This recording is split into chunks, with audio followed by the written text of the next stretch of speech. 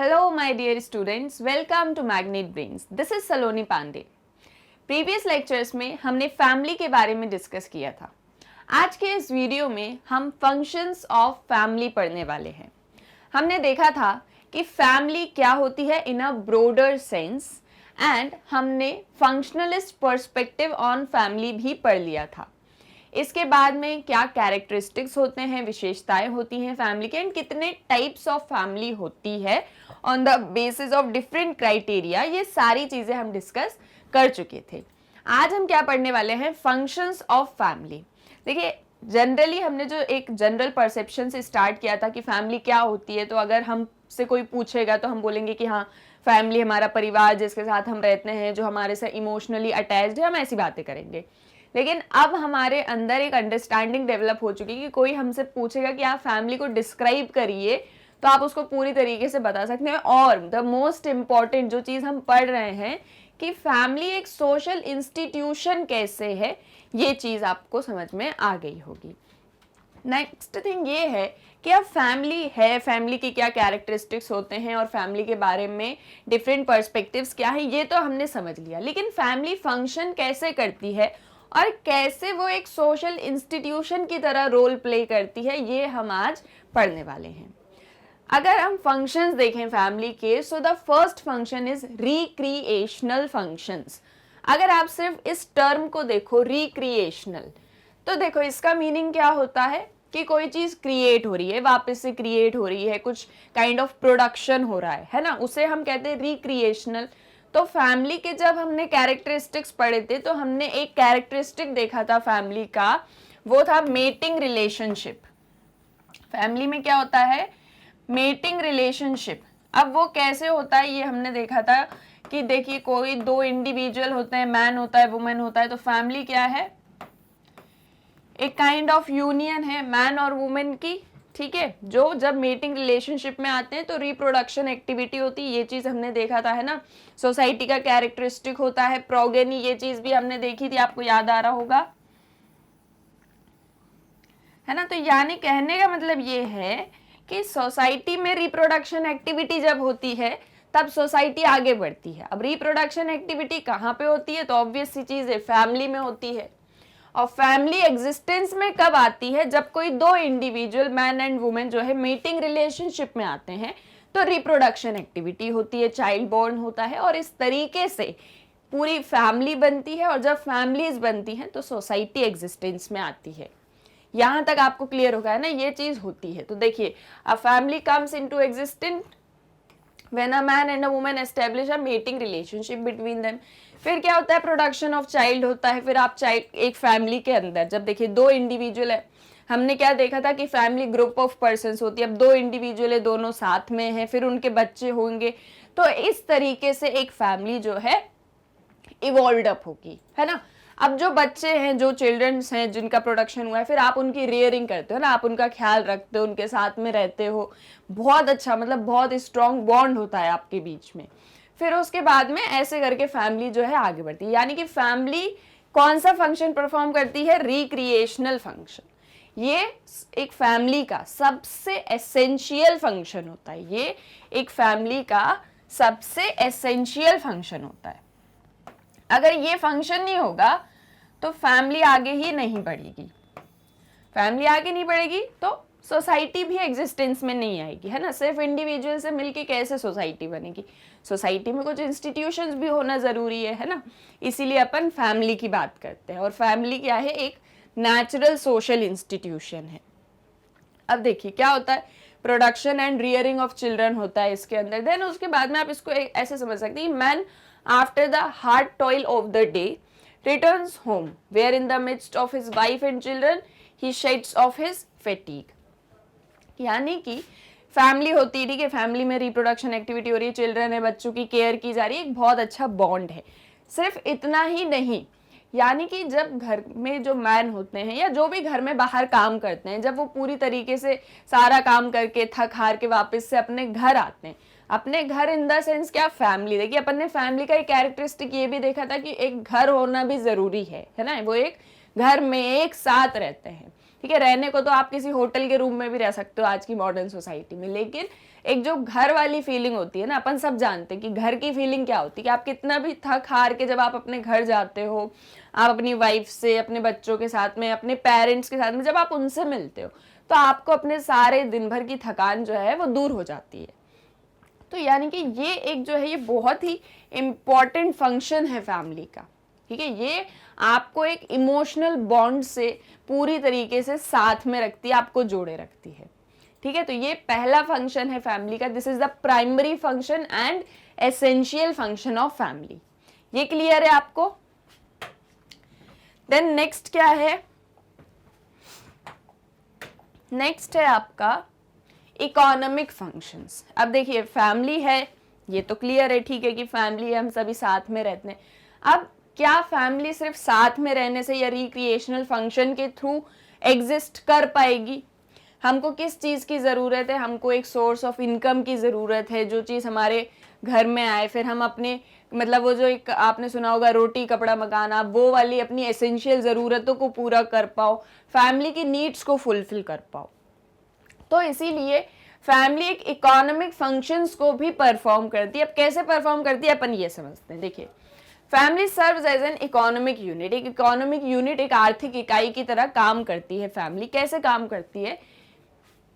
जो भी घर में एडल्ट होते हैं, है ना, जो भी घर में बड़े होते हैं, वो बाहर जाते हैं, फिर वो नौकरी करते हैं, जॉब कर, बिजनेस करते हैं, जो भी करते हैं ना, किसी सोर्स ऑफ इनकम है उसके, उनके पास में कोई सोर्स ऑफ इनकम है, फिर वो उस इनकम से अपने घर में पैसा लेके मतलब उस इनकम के थ्रू अपने घर में जो भी पैसा है, जो भी ज़रूरतें हैं घर की, उन ज़रूरतों को पूरा करते हैं।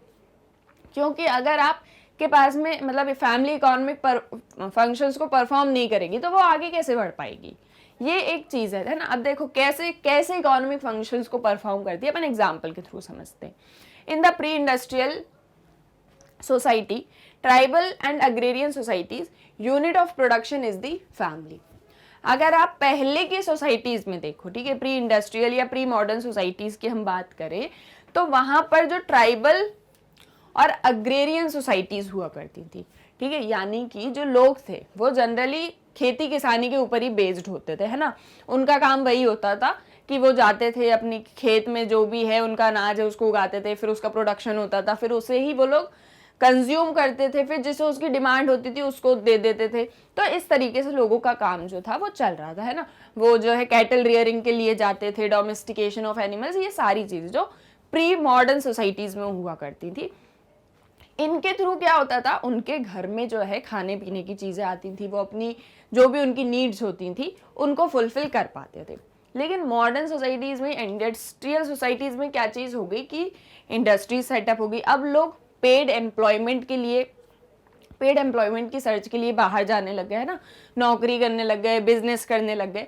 इन तरीकों से, इन सारे मीन्स के थ्रू उनके घर में इनकम आती थी और फिर वो फैमिली की नीड्स को फुलफिल करते। तो यानी कि सोसाइटी का एक फैमिली का एक इम्पॉर्टेंट फंक्शन क्या है कि वो इकोनॉमिक फंक्शन भी परफॉर्म करती है, ठीक है। क्योंकि क्यों करती है? अब देखिए, family provides economic security to its members and looks after their primary needs and also nurses them। तीन चीज देखी हमने। देखिए इकोनॉमिक सिक्योरिटी, आपको फूड चाहिए, सिक्योरिटी चाहिए, क्लोथिंग चाहिए, शेल्टर चाहिए, इन चीज़ों के लिए आपको इकोनॉमिक सिक्योरिटी चाहिए, उसके लिए आपको इकोनॉमिक फंक्शन परफॉर्म करना पड़ेगा। अपन ने चैप्टर 1 में देखा था इकोनॉमिक्स क्या होती है कि मीन्स ऑफ प्रोडक्शन, जो भी गुड्स एंड सर्विसेज प्रोड्यूस हो रहे एक इकोनॉमी में, वो आपकी इकोनॉमिक्स के अंदर आती है सारी चीज़ें ना, वहाँ पे अपन ने डिटेल में डिस्कस किया था। यहाँ पर क्या चीज़ हो रही है, यहाँ पर जब आप इन इकोनॉमिक फंक्शंस को परफॉर्म करती है फैमिली, तो उसके पास में इकोनॉमिक सिक्योरिटी आती है। सेकंड चीज़ क्या होती है, जो भी प्राइमरी नीड्स हैं फैमिली की, वो आप इकोनॉमिक फंक्शंस परफॉर्म करके फुलफिल कर सकते हो। थर्ड, कभी ऐसी कोई अनफेवरेबल कंडीशंस आ गई तो उसमें फैमिली आपकी हेल्प करती है। देखो इसको अपन अपने घर के एग्जाम्पल से समझते हैं, ठीक है। जैसे आपका घर है, आपके घर में कोई भी अर्निंग नहीं करता है, ठीक है, कोई भी कमाता नहीं है, किसी के भी पास में सोर्स ऑफ इनकम कुछ भी नहीं है, बस आप लोग साथ में रहते हो और आपके पास में घर भी नहीं है, खुद का घर नहीं है आपके पास में, आपके पास अच्छे कपड़े नहीं है, आपके पास में अच्छा खाना नहीं है, खाने को अच्छा कि आपके पास में है ही नहीं, जस्ट सपोज। तो क्या आपकी फैमिली रन कर पाएगी, क्या आपकी फैमिली वर्क कर पाएगी? जस्ट आप एक फैमिली नाम के लिए हो जाओगे, आपके पास में आगे आपकी फैमिली वर्क नहीं कर पाएगी, फंक्शन नहीं कर पाएगी। उसके लिए किस चीज़ की ज़रूरत है कि कोई मेंबर बाहर जाए, वो थोड़ी सी अर्निंग करे, जॉब करे, बिजनेस करे, या जो भी चीज़ है, ठीक है, किसी भी तरीके का काम करे, उस काम से फिर वो जो भी इनकम आपके घर में लेके आता है उससे आप अपनी फूड, शेल्टर, क्लोथिंग, इन सारी रिक्वायरमेंट्स को फुलफिल कर सकते हैं। एंड आप क्या कर सकते हो, आपकी जो भी नीड्स हैं, जो भी डिमांड्स है फैमिली की, आप उसको फुलफिल कर सकते हो। एंड कभी भी कोई ऐसी कंडीशन आ जाती है, जैसे मान लीजिए घर में किसी की बहुत तबीयत खराब हो गई, अब आपको पैसे की ज़रूरत है, तो इन इकोनॉमिक फंक्शंस के थ्रू आप अपनी अनफेवरेबल कंडीशंस को भी फेस कर सकते हो। तो फैमिली इकोनॉमिक फंक्शन भी परफॉर्म करती है, और ये फंक्शन फैमिली के लिए इम्पॉर्टेंट है ना, मतलब फैमिली को ये फंक्शन परफॉर्म करना चाहिए। ये भी क्लियर है। देन नेक्स्ट क्या है, नेक्स्ट इज रिलीजियस फंक्शंस। अब देखिए रिलीजियस फंक्शन क्या होता है, family is a centre for the religious learning as the children learn from their parents various religious virtues. अगर हम इंडिया की सोसाइटी से समझे, ठीक है, इंडियन सोसाइटी से समझते हैं एग्जाम्पल के थ्रू, आप इंडिया में ढेर सारी डाइवर्सिटी हमने देखा है ना, ढेर सारी कम्युनिटीज़ रहती, Muslim community, Hindu community, then आपकी सिख कम्युनिटी हो गई, फिर आप जैन हो गए, देन बुद्धिस्ट हो गए, ढेर सारी डाइवर्सिटी है ना, इंडिया में बहुत सारी डाइवर्सिटी हम देखते हैं। अब आप किसी भी कम्युनिटी में, आपका जिस भी रिलीजन में आपका जो है जन्म हुआ है, आप उस रिलीजन के बारे में जानते हो, ठीक है, आपको उस रिलीजन के बारे में बताया जाता है, उस रिलीजन के बारे में सिखाया जाता है। ये काम कौन करता है, ये काम करती है फैमिली। आप जिस भी रिलीजन के अंदर आपका बर्थ हुआ है, आप जिस भी कम्युनिटी को बिलोंग करते हो, तो आपका कल्चर कैसा है, आपका रिलीजन क्या है, क्या चीज आप जो है प्रे करते हो, सारी चीजें आपको आपके रिलीजन के बारे में, ये सारी चीजें कौन बताता है आपको, फैमिली बताती है, ठीक है। Then family is a centre for religious learning as the children learn from their parents. और ये चीजें आपको कौन सिखाते हैं, आपको ये चीजें आपके पेरेंट्स सिखाते हैं। It is in the family that the basic notions of God, morality and salvation are acquired during childhood. अब देखो, अगर आप एक किसी भी रिलीजन को देख लो, आप हर एक रिलीजन का अपने गॉड है, ठीक है, कि कोई ईश्वर नाम से जानता है, कोई अल्लाह नाम से जानता है, कोई गुरुद्वारे में जाके पूजा करता है ना, तो ऐसे डिफरेंट नेम से हम हमारे गॉड को जानते हैं। तो आपको आपके रिलीजन के बारे में आपकी फैमिली सिखाती है। जैसे आपको सिखाया, जैसे छोटा बच्चा होता है ना, उसको सिखाया जाता है कि देखो ये भगवान है, इनके हाथ जोड़ो, ठीक है, फिर वो जैसे सिर्फ नॉर्मल हाथ जोड़ लेता तो फिर उसको सिखाया नहीं ऐसे झुक के पैर पड़ो, ठीक है, फिर प्रसाद है तो उसको ऐसे जय करके खाओ, ऐसे सिखाई जाती है ना, ये छोटे बच्चों को ये चीजें सिखाई जाती हैं, है ना। फिर आपको कैसे प्रेयर करनी है, आपको खाना खाने के पहले उस खाने की प्रेयर करनी है ना, कि गॉड ने आपको खाना दिया है तो आप उसके लिए प्रेयर करो। फिर क्या चीज़ गलत है वो चीज़ सिखाई जाती है, क्या चीज़ सही है ये चीज़ सिखाई जाती है। जैसे बड़े हैं ना, तो बड़ों को मारना नहीं है, या बड़ों के ऊपर हाथ नहीं उठाना है, बड़ों से गलत तरीके से बात नहीं करनी, ये सारी चीज़ें।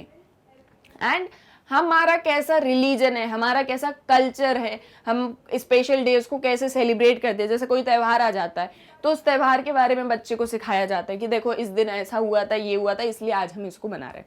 यानी कि फैमिली रिलीजियस फंक्शंस को भी परफॉर्म करती है, वो आपको सिखाती है कि आपका रिलीजन क्या है। तो एक ये बेसिक काम भी होता है फैमिली का। देन एजुकेशनल फंक्शंस, एक जो छोटा बच्चा होता है ना, वो सारी चीजें मतलब मैं आपसे कहूँ ABCD, आ से अनार, आ से आम, और 1 2 3 4, ये सारी चीजें वो स्कूल जाने के पहले अपने घर में ही सीख लेता है। और अगर आप जॉइंट फैमिली में रहते हो तो आपको ढेर सारी वोकेशनल एजुकेशन मिलेगी अपने ही घर के अंदर। यानी कि एक छोटा सा बच्चा, उसको उसके स्कूल जाने के पहले ही तैयार कर दिया जाता है। तो यानी कि एजुकेशनल फंक्शन भी जो है फैमिली परफॉर्म करती है, और एक इम्पॉर्टेंट फंक्शन परफॉर्म करती है। देखिए, child learns the first letter under the guidance of its parents. जो बच्चा होता है वो पहला लेटर जो भी सीखता है पढ़ाई के लिए, जो भी तैयारी करता है, वो अपने पेरेंट्स से सीखता है। तो ऐसे ही एजुकेशनल फंक्शंस भी सोसाइटी फैमिली परफॉर्म करती है। मैं बार बार सोसाइटी बोल रही हूँ, इतना ज़्यादा सोसाइटी को अपन पढ़ चुके हैं, तो ठीक है, फैमिली भी जो है एजुकेशनल फंक्शंस को परफॉर्म करती है। अब आज की ट्रेडिशनल सोसाइटीज़ में क्या होता है, जनरली हम बच्चे को प्ले स्कूल में भेज देते हैं, या हम उसको कॉलेज वगैरह ये सारी जगहों पर भेजते हैं। लेकिन जो प्राइमरी जो एजुकेशन होती है वो कहीं ना कहीं फैमिली ही प्रोवाइड कर रही होती है। क्लियर है? Then next is social functions. The family is an important unit of society. Society की इंपॉर्टेंट यूनिट है फैमिली, ये मैंने आपको बताया था, प्राइमरी यूनिट है, इंपॉर्टेंट फंक्शंस परफॉर्म करती है, नेचुरल सोशल इंस्टीट्यूशन है। Now it imparts learning to the individual in those subjects that can make him become an ideal member of society। अब देखिए, आपको सोसाइटी के हिसाब से रहना है, आपको सोसाइटी का आइडियल मेंबर बनना है। देखिए, अपन ने स्टार्टिंग में क्या पढ़ा था, सोशल कंट्रोल पढ़ा था अपन ने, कि सोशल कंट्रोल क्यों किया जाता है, कि आप सोसाइटी में किस तरीके से आप फंक्शन करोगे, वो एक सोशल कंट्रोल था। एक चीज अपन ने ये भी पढ़ी थी कि कैसे डिफरेंट मीन्स के थ्रू हमारे बिहेवियर को रेगुलेट किया जाता है ना। अब ये सारी चीजें क्यों कर रहे होते हैं, क्योंकि आपको सोसाइटी का एक आइडियल मेंबर बनाना है। जैसे एक छोटे बच्चे को सिखाया जाता है कि ज्यादा जोर से बात मत करो, चिल्ला के मत बोलो दूसरों के सामने, है ना, धीरे से बात करो, अच्छे से बात करो। या फिर कोई बड़ा भी होता है तो उसको बोला जाता है कि अगर बाहर जा रहे हो तो थोड़ा इस हिसाब से रहना, इससे ऐसे बात करना, इसको ये बोलना। यानी कि सारी चीजें सिखाई जाती हैं। क्यों सिखाई जा रही हैं? क्योंकि आपको बताया जा रहा है कि आपको एक समाज के अंदर कैसे रहना है, और इस समाज के अंदर कैसे रहना है, इस चीज की जो प्राइमरी एजुकेशन होती है ये आपको फैमिली के अंदर ही मिलती है। It is also an agency of social control. हमने देखा है कैसे फैमिली भी हमारे ऊपर सोशल कंट्रोल करती है ना, कि आप ऐसे कपड़े मत पहनो, ऐसे मत बैठो, समाज में जाओगे तो कोई क्या कहेगा, बाहर जा रहे हो पड़ोस की आंटी क्या सोचेंगी। तो ये सारे मीन्स ही होती हैं, सारी चीजें होती हैं सोशल कंट्रोल के अंदर।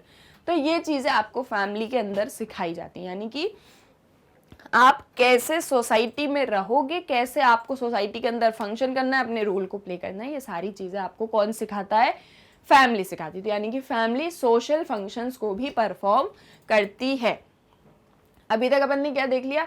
रिक्रिएशनल फंक्शंस, जो बहुत एसेंशियल फंक्शन है, एजुकेशन हमने देखा, सोशल फंक्शंस हमने देखे, रिलीजियस फंक्शंस हमने देखे, और इकोनॉमिक फंक्शंस भी हमने देखे, है ना, कैसे इकोनॉमिक फंक्शंस भी फैमिली परफॉर्म करती है। Now what is next? Next is psychological functions. देखो, the family also satisfies the psychological and emotional needs of its members. जो फैमिली के मेंबर्स होते हैं उनकी थोड़ी इमोशनल नीड्स होती है। हमने देखा था ना कि हम सभी हमारी फैमिली से इमोशनली अटैच्ड होते हैं, ठीक है। जैसे फैमिली में कोई चीज़, जैसे बच्चों के साथ में ये चीज़ बहुत जनरली होती है कि फैमिली में ज़रा सा किसी ने तेज़ आवाज़ में बोल दिया तो वो बेचारे रोने लग जाते हैं ना, बहुत बुरा लग जाता है। भले किसी ने कुछ नहीं भी बोला तो भी हमको ऐसा लगता है अरे हमारे साथ ऐसा क्यों हो गया। क्यों होती है ये चीज़ें? क्योंकि आप अपनी फैमिली से बहुत इमोशनली अटैच्ड हो। आप मतलब फैमिली के बाहर आप कोई चीज़ सोच ही नहीं पाते हो, वो लोग आपके लिए आपके सब कुछ होते हैं, है ना। तो फैमिली क्या होती है? आपको इमोशनली अटैच्ड करके रखती है। सभी मेंबर्स जो होते हैं फैमिली के वो एक दूसरे से साइकोलॉजिकली इमोशनली अटैच्ड होते हैं। हमने देखा ना कैसे लोग अपने परिवार के लिए मतलब मर मिटने को तैयार होते हैं, बिल्कुल हम उनके लिए जान भी दे देंगे, हम सारी चीज़ें कर लेंगे। ये होती है फैमिली की साइकोलॉजिकल एंड इमोशनल नीड्स। और इसको कौन सेटिस्फाई करता है? फैमिली। मतलब ये फैमिली मेंबर्स की होती है, इसे कौन सेटिस्फाई करता है? Family. The members get love, sympathy and emotional support in the family. जो फैमिली के मेंबर्स होते हैं उनको फैमिली के अंदर लव प्रोवाइड, मतलब उनको प्यार मिलता है, सिंपैथी मिलती है, वो बहुत सब साथ में रहते हैं, अच्छे से रहते हैं। ये चीज़ अपन ने देखी है ना, हम सभी परिवार के लोग हैं तो हम ये चीज़ जानते हैं। अगर हम परिवार से दूर भी रहते हैं तो भी एक इमोशनल अटैचमेंट हमारा उनके साथ में होता ही है, एक सपोर्ट जो है वो हमारे लिए हमेशा प्रोवाइड करते हैं। तो यानी कि फैमिली साइकोलॉजिकल फंक्शंस भी परफॉर्म करती है। ये भी क्लियर है? तो हमने देखा कि कैसे डिफरेंट फंक्शंस फैमिली परफॉर्म करती है। रिक्रिएशनल फंक्शन करती है जिससे कि फैमिली एग्जिस्टेंस में आती है।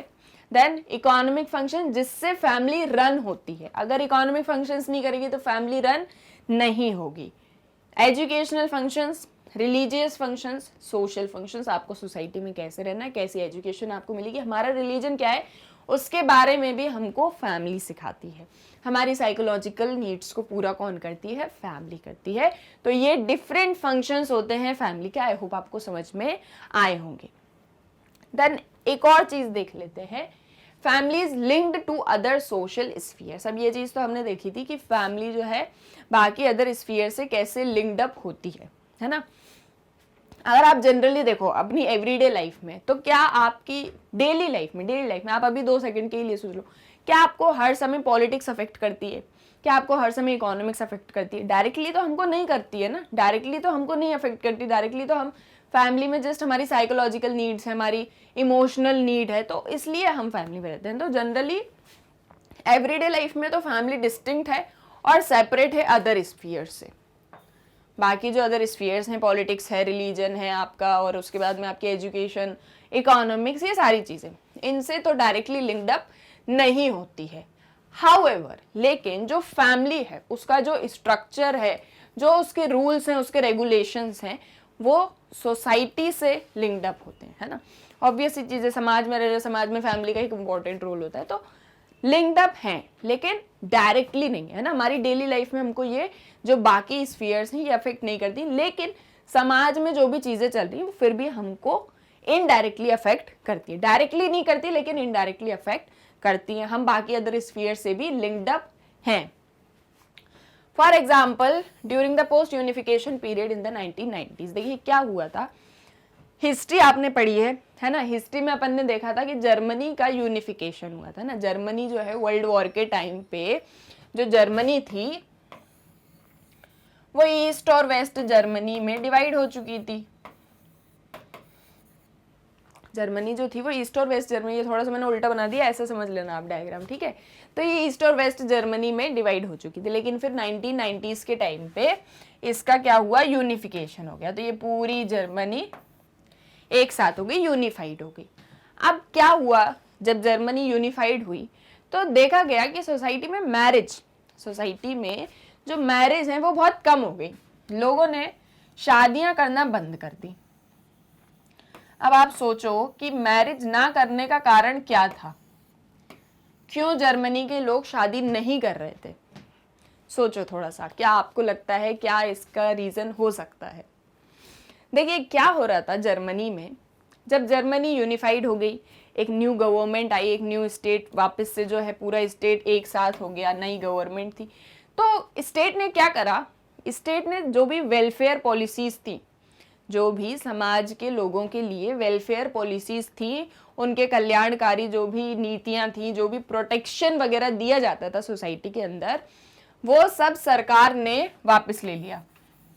सरकार ने कहा ना हम आपको कोई वेलफेयर देंगे, ना हम आपको कोई प्रोटेक्शन देंगे, आप अपना अपने हिसाब से देखो। जब ये चीज हुई तो लोग अपनी इकोनॉमिक सिक्योरिटी को लेके परेशान हो गए। लोग अपनी इकोनॉमिक सिक्योरिटी को लेके परेशान हो गए। अब इकोनॉमिक सिक्योरिटी क्या होती है, मैंने आपको अभी क्या बताया, इकोनॉमिक फंक्शंस क्या होते हैं कि आप कैसे फैमिली वर्क करेगी, है ना, फैमिली कैसे अपना फंक्शन आगे परफॉर्म करेगी, वो इकोनॉमिक फंक्शंस भी जरूरी होते हैं फैमिली के लिए। तो अब क्या हुआ, सरकार ने जब सारी वेलफेयर स्कीम्स हटा ली तो लोगों को लगा कि यार अब हम कैसे अपनी फैमिली की नीड्स को फुलफिल कर पाएंगे, अब हम कैसे अच्छे से ज़्यादा, देखो जब वेलफेयर मिलता है, जब हमको गवर्नमेंट की तरफ से सपोर्ट मिलता है, वेलफेयर स्कीम्स होती हैं, तो बहुत एक तरीके का सपोर्ट होता है हमको, है ना, गवर्नमेंट से एक तरीके का सपोर्ट होता है हमको। अब अगर गवर्नमेंट सारा सपोर्ट आपसे ले ले और बोले कि आप जाओ अकेले, आपको जैसे जो करना आप करते रहो, तो एक इकोनॉमिक सिक्योरिटी का क्वेश्चन आ जाता है ना, कि अब हम कैसे अपनी नीड्स को फुलफिल कर पाएंगे, कैसे हम आगे बढ़ेंगे। ये सारी चीज़ें दिक्कत करने लगी जर्मनी के लोगों को, है ना, उनको इस चीज़ों में प्रॉब्लम आने लगी। तो उन्होंने क्या करा, उन्होंने कहा एक काम करो, शादी मत करो, शादी नहीं होगी, फैमिली नहीं होगी, तो इकोनॉमिक सिक्योरिटी का कोई दिक्कत ही नहीं है। जैसे मान लो मैं हूँ, ठीक है, आज मेरे पास में मान लो सोर्स ऑफ अर्निंग है, गवर्नमेंट भी मुझे सपोर्ट करती है, गवर्नमेंट डायरेक्टली किसी को सपोर्ट नहीं करती, इनडायरेक्टली वेलफेयर स्कीम्स के थ्रू मुझे सपोर्ट करती है। तो मुझे ऐसा लगता है ठीक है, मेरे पास में सपोर्ट है, मैं आगे अपनी फैमिली के बारे में सोचूंगी कि हाँ मैं भैया मैरिज कर लेती हूँ, अपनी फैमिली के बारे में सोचूंगी। लेकिन अब जस्ट सपोज मेरे पास में ना कोई अच्छी खासी सोर्स ऑफ इनकम है, मतलब इतना है कि मैं सिर्फ अपने बारे में सोच सकती हूँ, तो मैंने आज सोचना छोड़ दिया। मैंने कहा छोड़ो, ना मैरिज ना फैमिली कुछ नहीं, मैं अपना अपने हिसाब से देखूंगी। ऐसा ही उस टाइम पे जर्मनी के लोगों ने सोच लिया। तो क्या हुआ, शादियां होना बंद हो गई। शादियां होना जब कम हुई तो ऑब्वियसली प्रोगेनी का सिस्टम नहीं हो पाया, रिप्रोडक्शन सिस्टम नहीं हो पाया, सोसाइटी आगे वर्क नहीं कर पाई। ठीक है, तो ये यहाँ पर क्या चीज हो रही है कि एक स्टेट जो सोशल इंस्टीट्यूशन है वो आपकी पर्सनल लाइफ को अफेक्ट करता है। एक सोशल इंस्टीट्यूशन आपकी पर्सनल लाइफ को अफेक्ट करता है। ये क्लियर है आपको कि कैसे सोसाइटी और फैमिली एक दूसरे से लिंक्ड अप है। ठीक है, कैसे सोसाइटी और फैमिली एक दूसरे से लिंक्ड अप है। हम डायरेक्टली भले उनसे कनेक्टेड नहीं है, इकोनॉमिक्स, पॉलिटिक्स, स्टेट, इनसे हम भले ही डायरेक्टली कनेक्टेड नहीं है, पर इनडायरेक्टली ये सारी चीजें हमें हमारे पर्सनल स्फीयर में अफेक्ट करती हैं। क्लियर है यहां तक? Thus family and kinship are subject to change and transformation due to macro economic processes. यानी कि इसीलिए इन्हीं कारणों की वजह से जो फैमिली होती है और जो किनशिप होती है, किनशिप यानी हमारे ब्लड रिलेशंस या हम किसी के साथ में रिलेशनशिप में, किनशिप अपन नेक्स्ट पढ़ेंगे आगे, है ना। तो कैसे ये फैमिली चेंज होती है मैक्रो इकोनॉमिक प्रोसेसेस की वजह से। मैक्रो यानी क्या, बड़े लेवल पे कोई चीज होती है, हमने देखा था। मैक्रो यानी आप स्टेट वगैरह का एग्जांपल देख सकते हो, माइक्रो यानी आप फैमिली वगैरह का एग्जांपल ले सकते हो। तो कैसे सरकार की नीतियों द्वारा, कैसे सरकार मतलब एक स्टेट में क्या इकोनॉमिक प्रोसेसेस चल रहे हैं, क्या पॉलिटिक्स चल रही है, इन सारी चीजों से फैमिली अफेक्ट होती है और फैमिली चेंज भी होती है। उसका जो स्ट्रक्चर है वो भी चेंज होता है। क्लियर है यहां तक? तो ये चीज बताना चाह रहे हैं कि कैसे डिफरेंट सोशल इंस्टीट्यूशंस फैमिली को भी अफेक्ट करते हैं, और इसीलिए फैमिली भी एक सोशल इंस्टीट्यूशन के अंदर ही आती है। But the directions of change are not similar for all countries and regions. तो हमने ये देखा कि चेंज होता है फैमिली में और चेंज कंटिन्यूटी बनी रहती है, लेकिन जो चेंज हो रहा है वो हर एक सोसाइटी में एक जैसा नहीं होता। हर एक सोसाइटी में, हर एक रीजन में, हर एक कंट्री में एक जैसा नहीं होता, अलग अलग चेंज होता है। क्लियर है यहां तक? अब नेक्स्ट क्या है? नेक्स्ट है जेंडर्ड फैमिली। फैमिली क्या होती है ये हमने समझा, फैमिली के क्या कैरेक्टरिस्टिक्स होते हैं, फैमिली कितने टाइप्स की होती है ये भी हमने समझा, फैमिली के क्या फंक्शंस होते हैं और कैसे फैमिली बाकी अदर स्फीयर्स ऑफ सोसाइटी से कनेक्टेड होती है, लिंक्ड अप होती है। एक एग्जांपल के थ्रू हमने समझा जर्मन यूनिफिकेशन के। ठीक है, अब एक इसका एग्जांपल आप ये भी देख सकते हो कि जैसे चाइना में अभी उन्होंने क्या कर दिया है, वापस से 2 चाइल्ड पॉलिसी कर दी है ना। पहले चाइना में क्या था, पहले चाइना में 1 चाइल्ड पॉलिसी थी, अब क्या कर दिया, वापस से 2 चाइल्ड पॉलिसी करने का वो सोच रहे हैं। तो वहां की यूथ क्या चीज कह रही है? अब देखो यूथ क्या चीज कह रही है, यूथ एक पर्सनल स्फीयर है, लेकिन जो चाइना का स्टेट है ना, जो चाइना है वो ये चीज कह रहा है कि आप 2 चिल्ड्रन पॉलिसी वापस से हम कर सकते हैं, 2 चाइल्ड पॉलिसी हम कर सकते हैं। तो यूथ ये चीज कह रही है कि अभी हमको हमारी इकोनॉमिक सिक्योरिटी चाहिए, हमको अभी हमारी लाइफ के ऊपर फोकस करना है। ठीक है, अभी हमको हमारी पूरी लाइफ पड़ी है, हम हमारे फ्यूचर के बारे में सोचेंगे, ना कि हम बच्चे पैदा करेंगे। ठीक है, तो ये चीज क्या सोच रही है, यूथ सोच रही है। तो कैसे एक यूथ की लाइफ स्टेट की पॉलिसीज से अफेक्ट हो रही है, कैसे आपकी पर्सनल लाइफ पब्लिक लाइफ में कनेक्ट हो रही है, कैसे आपकी फैमिली का स्फीयर स्टेट के बाकी अदर इंस्टीट्यूशन से अफेक्ट हो रहा है। तो यानी कि हमारी जो फैमिली है वो बाकी अदर स्फीयर ऑफ लाइफ से भी लिंक्ड अप होती है, डायरेक्टली भले ही ना हो पर इनडायरेक्टली होती है। क्लियर है ये चीज? Next gendered family. तो जेंडर्ड फैमिली में क्या होता है, देखो in our society many people believe that the male child will support the parents in old age and the female child will leave after marriage. Generally अगर हम हमारी society में देखें तो क्या चीज होती है, जो मेल होते हैं, ठीक है, जो घर के लड़के होते हैं, ये समझा जाता है कि ये हमारे बुढ़ापे का सहारा होंगे, क्योंकि जो लड़कियां होती हैं वो तो घर छोड़ के अपने ससुराल चली जाएंगी, ये टेंडेंसी होती है, ये हमने देखा ये चीज होती है। Therefore families invest more in male child, इसीलिए फैमिलीज क्या करती हैं, ज्यादा से ज्यादा मेल चाइल्ड पर इन्वेस्ट करती हैं, उसको पढ़ाएंगी, उसको लिखाएंगी, उसकी नौकरी के बारे में सोचेंगे, सब कुछ उसके बारे में सब कुछ सोचा जाता है कि भाई लड़का है इसको पढ़ाओ, इसकी एजुकेशन पूरी कराओ। अब लड़की को क्यों पढ़ाना, वो तो दूसरे घर जाएगी, उसके लिए दूसरे घर वाले सोचे, ऐसा टेंडेंसी है। ठीक है, ऐसा सोचा जाता है फैमिलीज में। हालांकि आज मॉडर्न सोसाइटी इसका जो एक सिनेरियो है वो पूरी तरीके से अलग है, लेकिन ये चीजें अभी भी एग्जिस्ट करती हैं कि लोग मेल चाइल्ड के ऊपर ज्यादा इन्वेस्ट करते हैं, क्योंकि वो उनके बुढ़ापे का सहारा होगा, वो उनकी ओल्ड एज में उनकी हेल्प करेगा, उनको सपोर्ट करेगा, और जो लड़की होगी वो तो दूसरे घर चली जाएगी, तो उसको दूसरे घर के देखें, ऐसा सोचा जाता है। तो ये इस तरीके से फैमिली में जेंडर एक सिस्टम जो है प्रिवलेंट होता है, ठीक है। इस तरीके से फैमिली में जो जेंडर एक सिस्टम है वो प्रिवलेंट है, डिस्पाइट द बायोलॉजिकल फैक्ट। देखिए जेंडर और सेक्स दोनों में डिफरेंस होता है, जेंडर में और सेक्स में दोनों में डिफरेंस होता है। सेक्स यानी कि आपकी एक बायोलॉजिकल चीज पे बात हो रही है ना, कि आप लड़के हो या आप एक लड़की हो, ये होते हैं बायोलॉजिकल फैक्ट, ठीक है।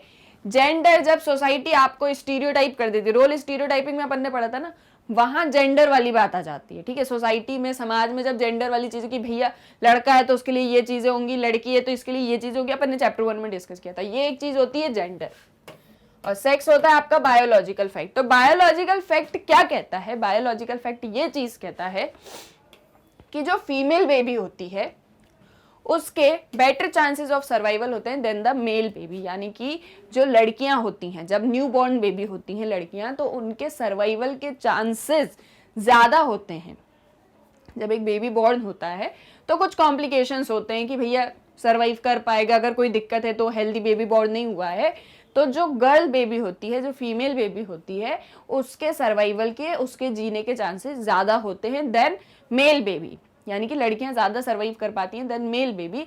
लेकिन उसके बावजूद भी बायोलॉजिकल फैक्ट को नजरअंदाज करके सोसाइटी जेंडर पे फोकस करती है ना, और ये चीज फैमिलीज के अंदर भी होती है। आई होप यहाँ तक आपको सारी चीजें क्लियर होंगी कि कैसे फैमिली में जेंडर सिस्टम होता है, फैमिली कैसे फंक्शन करती है और कैसे फैमिली बाकी अदर स्फीयर से कनेक्टेड होती है। अब ये देखो फैमिली कैसे एक सोशल इंस्टीट्यूशन का रोल निभा रही है, ये चीज भी अपन ने देखी कैसे निभा रही है। सबसे पहले तो फैमिली सोसाइटी को रन करने के लिए इंपॉर्टेंट है, ये एक चीज है। देखो फैमिली जो है सोसाइटी के फंक्शनिंग के लिए इंपॉर्टेंट है। अगर फैमिली नहीं होगी तो सोसाइटी आगे क्या ही फंक्शन करेगी, यहाँ की सोसाइटी एग्जिस्ट ही नहीं करेगी। तो सोसाइटी के एग्जिस्टेंस के लिए फैमिली बहुत इंपॉर्टेंट है, पहली चीज तो ये। अब जब फैमिली एग्जिस्ट कर ही चुकी है, अब जब फैमिली बन चुकी है, तो फैमिली में क्या होता है? चाइल्ड रियरिंग, बच्चे होते हैं और बच्चों की देखभाल की जाती है और बच्चों को सिखाया जाता है कि आपको सोसाइटी में कैसे रहना है, आपके जो भी कल्चर है, आपका जो भी रिलीजन है, आपको एजुकेशन, ये सारी चीजें बच्चों को सिखाई जाती हैं फैमिली के अंदर। ऐसे फैमिली क्या होती है? ग्रो अप होती है, एक फैमिली आगे बढ़ती है। अब ये जो फैमिली है ये बाकी अदर स्फीयर्स ऑफ सोसाइटी से भी लिंक्ड अप होती है, जैसे आपका इकोनॉमिक्स हो गया, आपका पॉलिटिक्स हो गया, इन सभी से भी क्या है?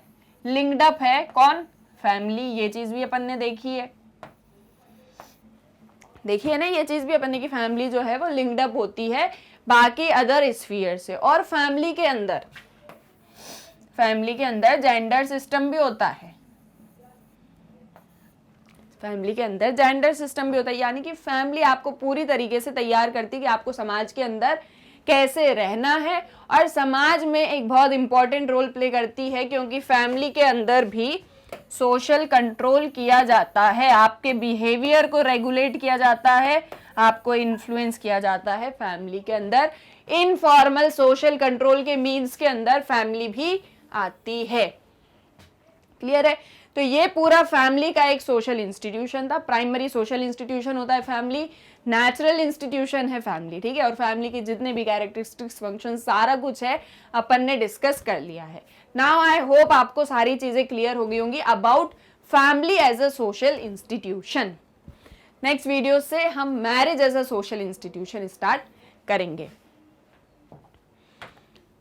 नाउ मैं आपको बता देती हूँ कि आपको मैग्नेट ब्रेन्स की वेबसाइट को कैसे एक्सेस करना है। तो आपको गूगल पे एंटर करना है magnetbrains.com, और आप जैसे ही एंटर करेंगे आपके सामने magnet brains education platform open हो जाएगा। आप इसको स्क्रॉल करेंगे तो आप यहाँ पर किंडरगार्टन टू क्लास 12 तक के सारे सब्जेक्ट्स के वीडियोस देख पाएंगे, सारे कोर्सेज को एक्सप्लोर कर पाएंगे। अब आपको जिस भी क्लास का जो भी लेक्चर देखना है आप जस्ट उस क्लास पर क्लिक कर दीजिए, ठीक है।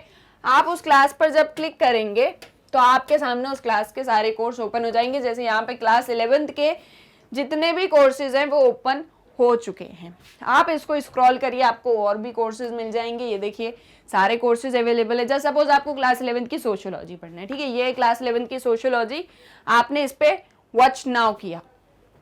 आप वॉच नाउ करेंगे तो ये देखिए आपके सामने क्लास 11 सोशियोलॉजी के सारे वीडियो ट्यूटोरियल्स ओपन हो जाएंगे। यहाँ पर चैप्टर वाइज सारे वीडियोस दिए गए हैं। आपको जो भी चैप्टर देखना है, जो भी चैप्टर के वीडियोस देखने हैं, आप उस पर जस्ट एक क्लिक करिए। जैसे आपको चैप्टर 1 किया आपने क्लिक, तो ये सारे 12 लेक्चर्स चैप्टर 1 के यहाँ पे ओपन हो जाएंगे। आपको जो भी वीडियो देखना है आप उस पर क्या करेंगे, वॉच नाउ पे क्लिक करेंगे और ये आपके सामने वीडियो ओपन हो जाएगी। ठीक है, अब जस्ट सपोज आपको ये वीडियो आपने देख लिया, अब दूसरा वीडियो देखना है, आप यहीं से नेक्स्ट वीडियो पे क्लिक कर दीजिए। अब आपको ये नहीं देखना है, कुछ और देखना है, आप यहाँ से कैंसिल कर दीजिए।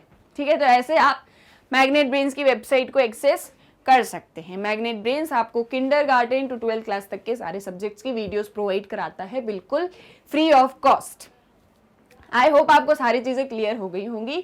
सो वीडियो को लाइक एंड शेयर करना ना भूलें और चैनल को भी सब्सक्राइब करें। मिलते हैं नेक्स्ट वीडियो में। Thank you.